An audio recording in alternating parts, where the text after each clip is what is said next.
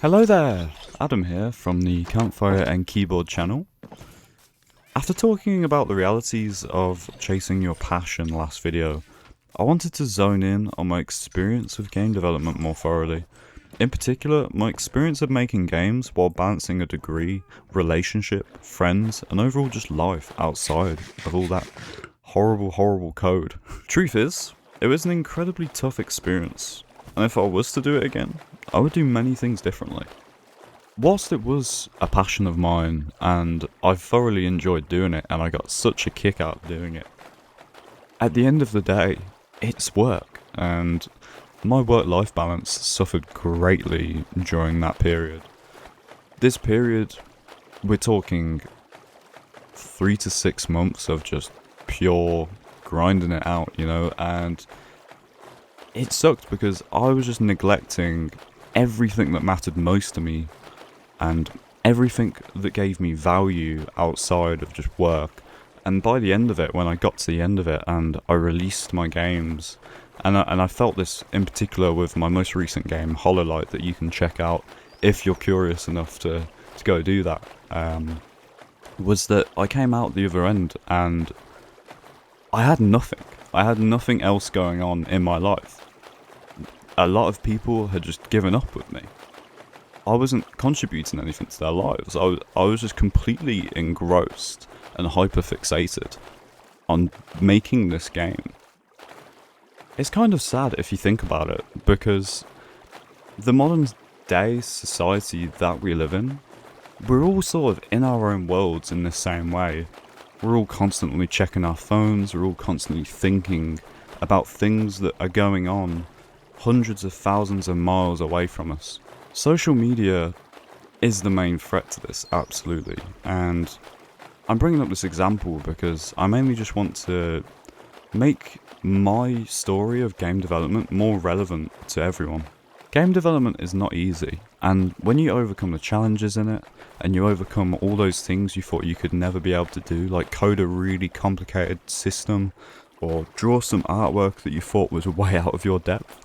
I had this issue in particular. You get this great sense of fulfillment and success, and you don't get anything like that outside of it. It's a truly thrilling experience making games, but it's this same thrill that can draw you in, and drew me in, and then you feel stuck in this cycle, this hyperfixation of over and over again trying to make the best possible thing, and you start slowly losing yourself. You start neglecting the people around you, the activities that once made you happy outside of it. You just become a gremlin. I became a gremlin during my time making a lot of my games. I've released 9 games over the last year and a half, and because of this, I can only really say I'm proud of maybe 2 or 3 of them. A lot of them vary in quality, and some of them I spent a lot more time on, hyperfixated a lot more on than others, and I just thought it was important to stress that, just like in the previous video when I was talking about, it dissolved into time management chaos. I was starting work early in the morning and going to bed at 3 a.m, 4 a.m. in the morning, sometimes 5 a.m, and we all know that if you're not properly looking after yourself, the quality of what you're making is never going to be what it should be and what it can be. And ultimately, that's what forces you short of a lot of other developers and a lot of your other counterparts working in any industry that you're passionate about. You've got to really look after yourself and look after your support network too. I completely neglected a lot of my support network. I didn't give what I was given back. I didn't reciprocate how I was made to feel, and eventually, like anything, if you don't reciprocate that energy and you become, I would say, selfish in your drive, you can lose that in an instant, in a moment. So I really want to stress, you got to be really careful. Like in the previous video, I said that these things are most likely, unless you get extremely lucky, are going to take time, and they will.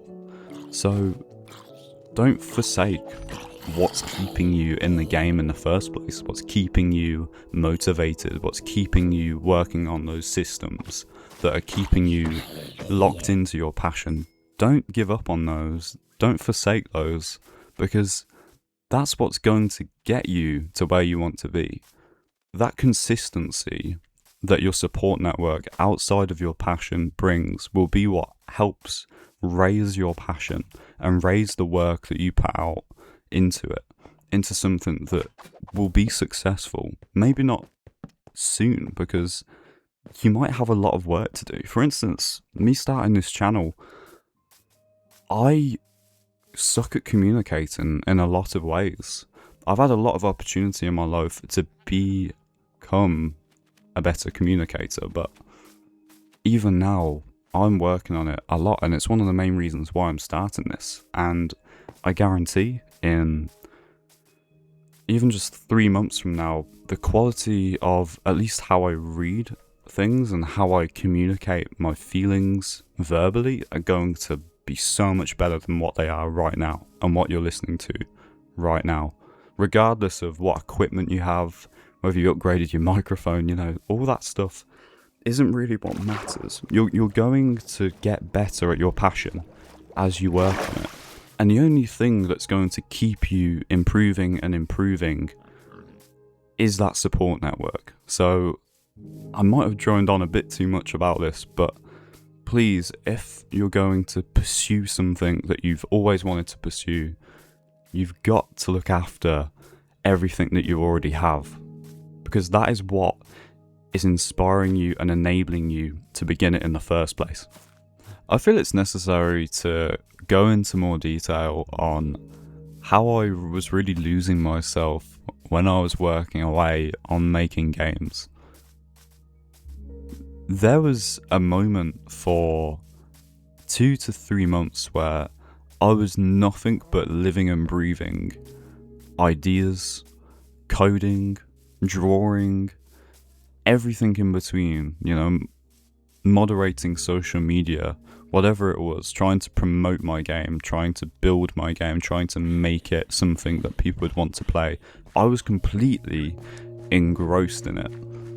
Nothing else in my life, despite doing a degree, despite having a support network to upkeep, none of that was interesting to me. I was basically dedicating absolute minimum time to that. My degree, I was just scraping passes. You know, in my relationship, I was giving the bare minimum. Looking back, it was disgusting. Looking at my relationships with my friends, I was constantly saying no to going and doing things. And bearing in mind, you know, I'm in my first year of university, and it's like, that is probably the best time to be saying yes to everything. So it was very silly. It's like, looking back, it was very poor decision making from me, but at the time I could never have seen that because I was so engrossed in building these games. And I think I look back at them and I'm incredibly proud of what I've made. These, especially Hollow Light, is a really big game for me, you know. It's actually a world. It has a proper good gameplay loop. It has fun interactive characters. It has a fun gameplay style. It has satisfying visuals. You know, I'm super proud of it. Could it be better? Absolutely, it could be better. And I'm not a perfect game developer whatsoever, but in terms of what I'd put out before then, I was incredibly proud. I felt like I'd come such a long way, and releasing that was an incredible achievement. However, I struggled to be proud of it, really. Proud from the heart, you know, because at the time, I know the sacrifices that it took to make it, and knowing that I would do so much differently made me look back on it in a negative way. You know, even when I see it is slightly successful and it might get a good review, or I have some interest in it, or I have people asking about it, I just kind of I just kind of lose interest in it, because despite it being my passion, despite it being the type of game I always wanted to make and I could never believe I could have made until I made it, I just feel disgusted with the person I became making it, you know? And it's not even successful. So I just want to put that out there, that because these things take time and you're doing it at the end of the day because you love doing it, make sure that you can be consistent with it in a way that doesn't mean you're going to bed at 3 or 4 in the morning, you know, doesn't mean that you're neglecting the most important other aspects of your life, doesn't mean that you're borderline failing your like main job or main study or whatever you're doing. Don't let it impact the most important parts of your life, because otherwise, what's the point of the passion in the first place? It's only taking away from your life, really. It's not building your life. It's not helping you become a better person. And ultimately, I think that's what dreams and passions are there to do. They're to grow you.